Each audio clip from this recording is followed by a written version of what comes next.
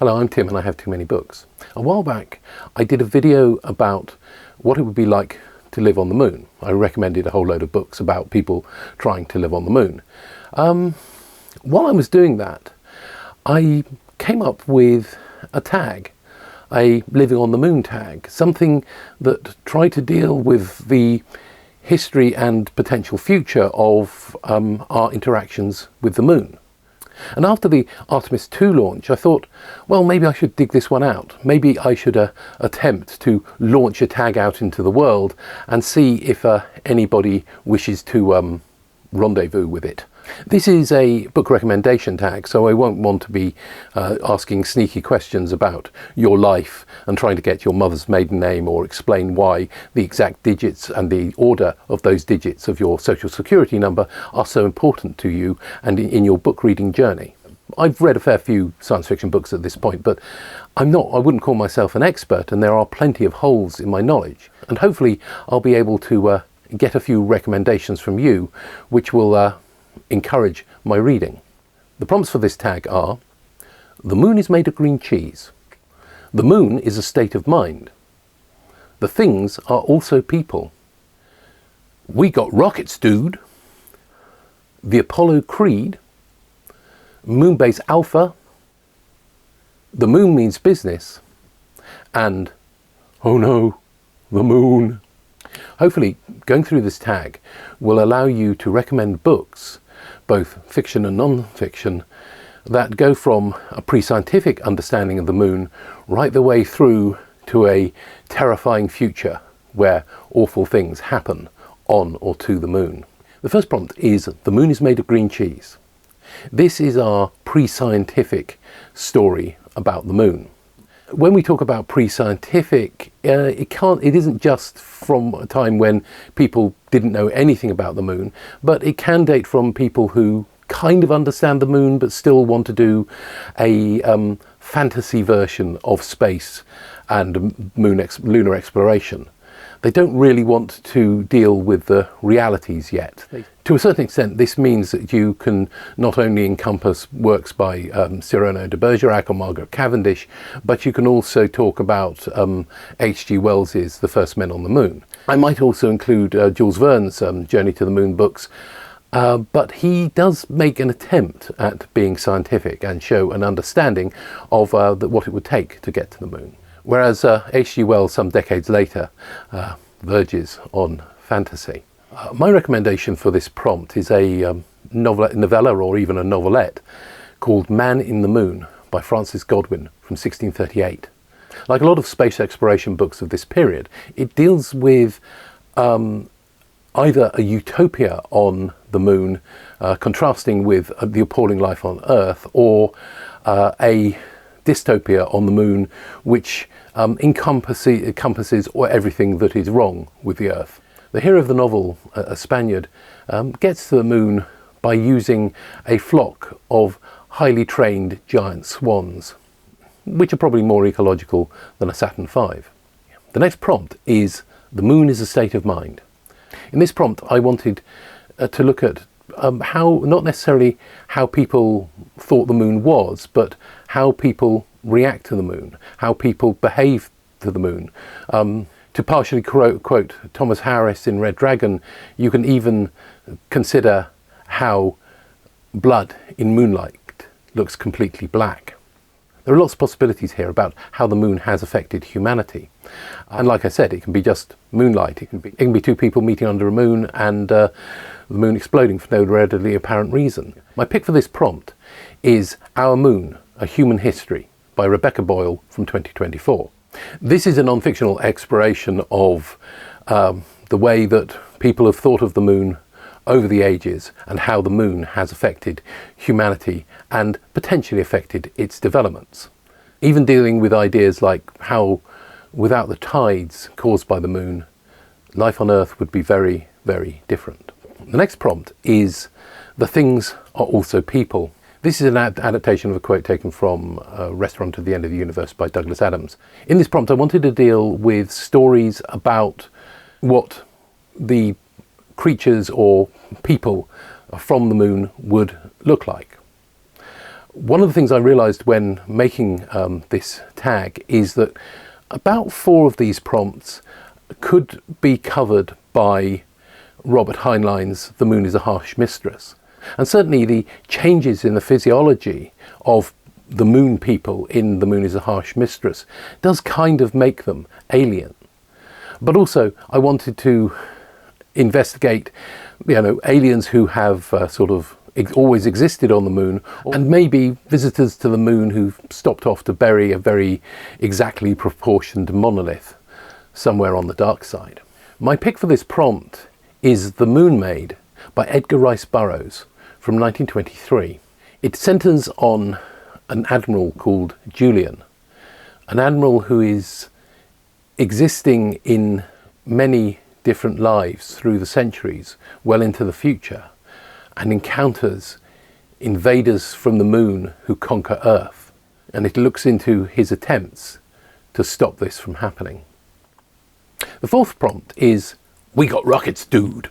It is a period when the science fiction writers haven't got precise ideas, but they got a very good inkling of what it would take to get to the moon. They don't necessarily know about how spaceflight would affect humanity, but science fiction writers tend to be slightly ahead of the curve, so their opinions are often very valuable and very interesting.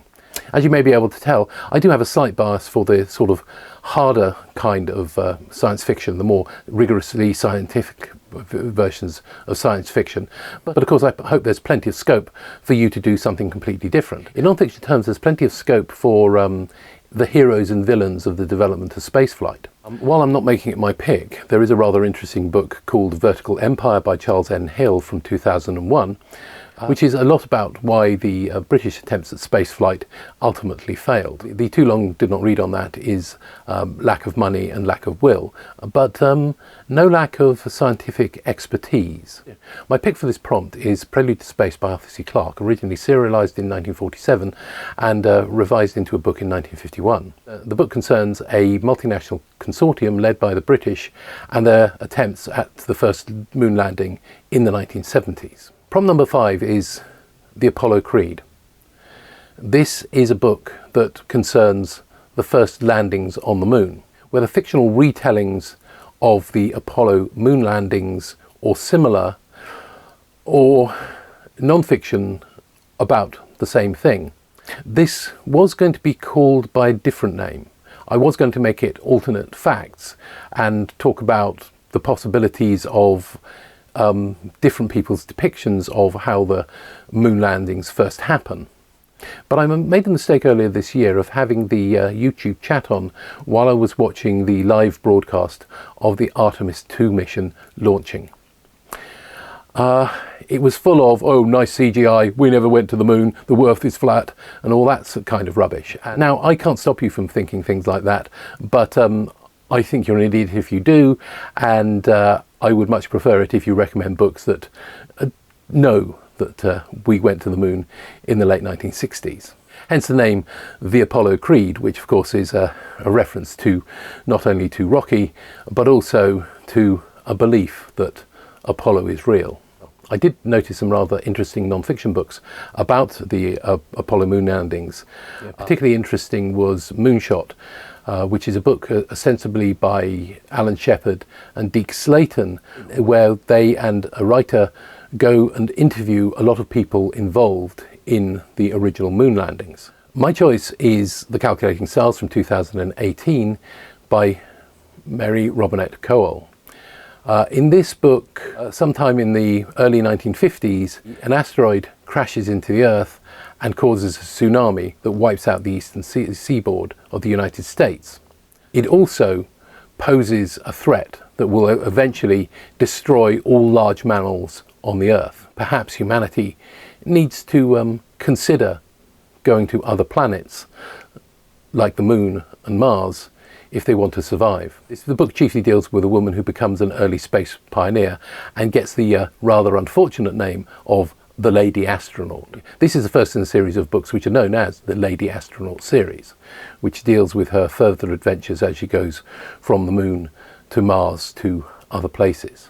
Prompt number 6 is Moonbase Alpha, which I may have borrowed from Jerry Anderson's Space 1999. This is for books that deal with the very early days, the pioneering days of space exploration. The moon can still very much kill you, but if I can be a bit strange, these are books that can go from the first footprint to getting a proper foothold on the moon. This is intended to be really about the early days of moon exploration, rather than times when you can start inviting tourists or setting up large mining corporations to do all your dirty work on the moon. My recommendation for this prompt is Welcome to Moonbase by Ben Bova from 1987. This is a fictional book dressed up as a handbook which is given to people when they arrive on the moon for the first time and start work at the Moonbase. It gives a history of the Moonbase's construction, as well as maps of the Moonbase and what to do in emergencies and things like that. All the stuff you'd need for your first few weeks or months living on the Moonbase. I haven't read this book, but I have seen a copy of it, and it does look very, very interesting from the bits I've skimmed of it. Ben Bova did use a lot of advice from NASA people in writing this fake handbook. Prompt 7 is The Moon Means Business.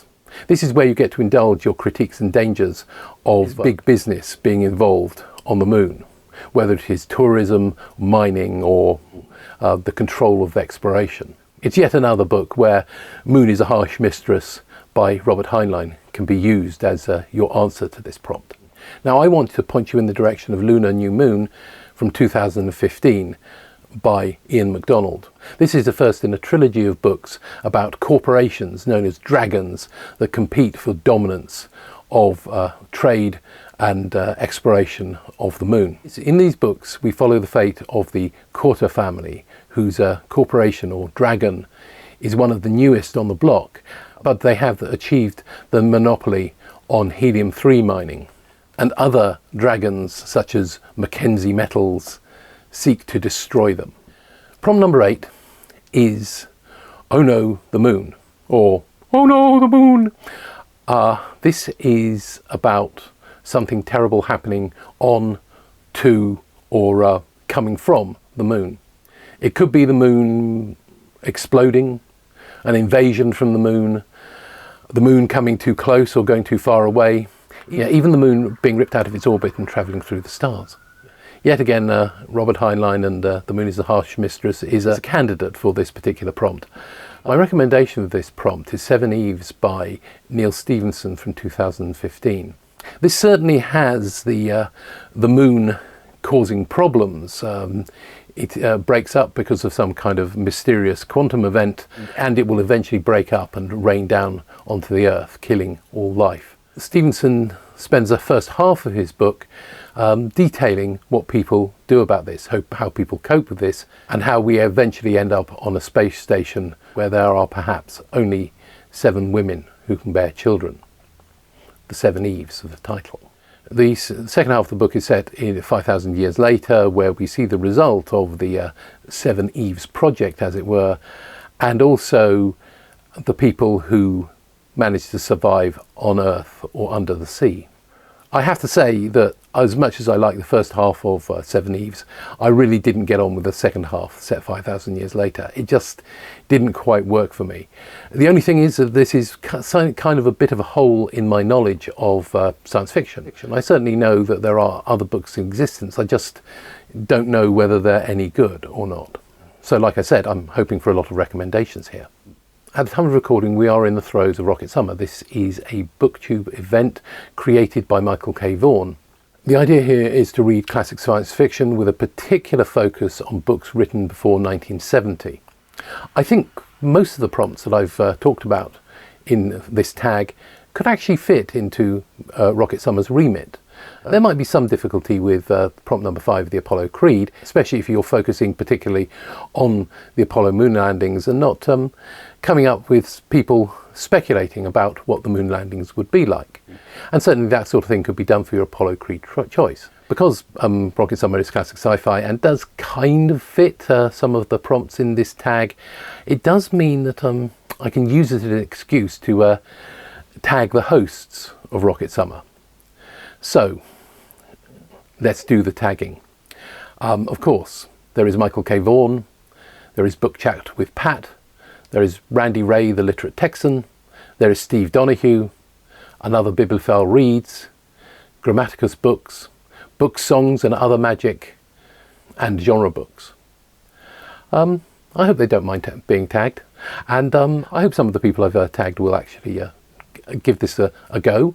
I think there are plenty of really great book recommendations to be made, both in classic sci-fi and in more recent books, and it will be very interesting to add some of your recommendations to my ever-increasing TBR, which is, I think, somewhere around 1,000 books at this time. Yes. Goodbye.